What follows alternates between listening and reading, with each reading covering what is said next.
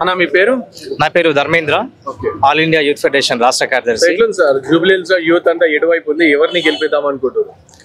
వాస్తవంగా కాంగ్రెస్ పార్టీ అభ్యర్థి నవీన్ యాదవ్కి ఇక్కడ ఉన్నటువంటి ప్రజలు, కర్షకులు, విద్యార్థులు, యువత, మహిళలందరూ కూడా ఎక్కువ అధిక సంఖ్యలో గెలిపించడానికి కంకణబద్దులే ఉన్నారు. ఎందుకంటే గత 10 సంవత్సరాల బీఆర్ఎస్ హయాంలో పూర్తిగా అనేక రంగాల్ని కూడా పూర్తిగా నాశనం చేసినట్టు పరిస్థితి ఉంది.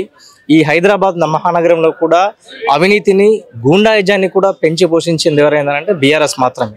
కాబట్టి ఇక్కడ మనం గమనించాల్సింది ఉప ఎన్నిక మాత్రమే కాకుండా ఈ ప్రాంత అభివృద్ధిని కాంక్షించాలంటే ఖచ్చితంగా ఈసారి కాంగ్రెస్ పార్టీ అభ్యర్థికి మద్దతు ఇవ్వాలని చెప్పి సిపిఐ పార్టీగా, దాని అనుబంధ సంఘాలుగా మేము ఈ ప్రాంత ఓటర్లని విజ్ఞప్తి చేస్తాం. అంటే ఇక్కడ కాంగ్రెస్ పార్టీ అధికారంలోకి వస్తే రౌడీ రాజ్యం అవుతుంది, అంత ప్రజలంతా ఆగమం అవుతారు ఇక్కడ అంటుంది. అది పూర్తిగా విరుద్ధం.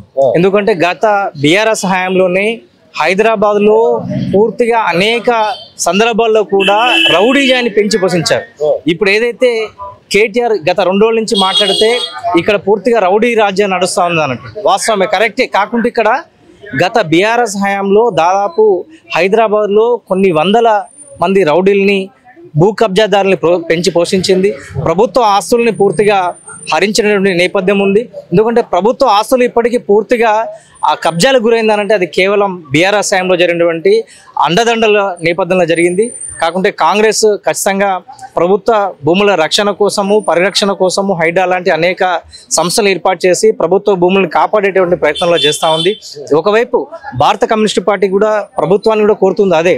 సో పేదలు ఉన్నటువంటి అనేక ప్రాంతాల్లో, అనేక నియోజకవర్గాల్లో పూర్తిగా పేదలకు కూడా భూములు పంచాలి, అవసరమైతే వారికి స్వచ్ఛంగా ఇల్లులు కట్టించాలని చెప్పి కూడా భారత కమ్యూనిస్టు పార్టీ అనేక సందర్భాల్లో కూడా డిమాండ్ చేస్తాం. సో ఇప్పుడున్న పరిస్థితుల్లో అంటే కాంగ్రెస్ పార్టీ అసలు డబ్బులు లేవు, దాని దగ్గర ఆర్థికంగా బలంగా లేదు. సో ఏ విధంగా అభివృద్ధి చేస్తారు నమ్మకాన్ని మీరు? మళ్ళీ కేసీఆర్ వస్తారు, కేసీఆర్ వచ్చినప్పుడు మళ్ళీ రాష్ట్రం అంతా ప్రగతి పదంలో పోతుంది అని చెప్పేసి కేటీఆర్ మాట్లాడుతారు. పూర్తిగా తెలంగాణ రాష్ట్రం ఏర్పడింది నీళ్లు, నిధులు, నియామకాలు. కానీ పూర్తిగా ఈ 10 సంవత్సరాల కాలంలో ఉద్యోగాలను పూర్తిగా హరించారు.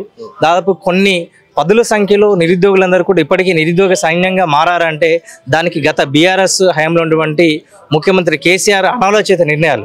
ఎందుకంటే పోటీ పరీక్షలను పూర్తిగా నిర్వహించకుండా, ఒక నిర్వహించిన వాటిని పేపర్ లీకేజ్ కావడము, ఒక లీకేజ్ అయినా కానీ పూర్తిగా పరీక్షల్ని ఒక్కొక్క పరీక్షని దాదాపు 2-3 సార్లు నిర్వహించడం అని అంటేనే గత హయాంలో నిరుద్యోగుల్ని ఏ రకంగా మోసం చేశారు, ఏ రకంగా నష్టపరిచారు అనేది సో ప్రజలందరూ కూడా గమనిస్తున్నారు.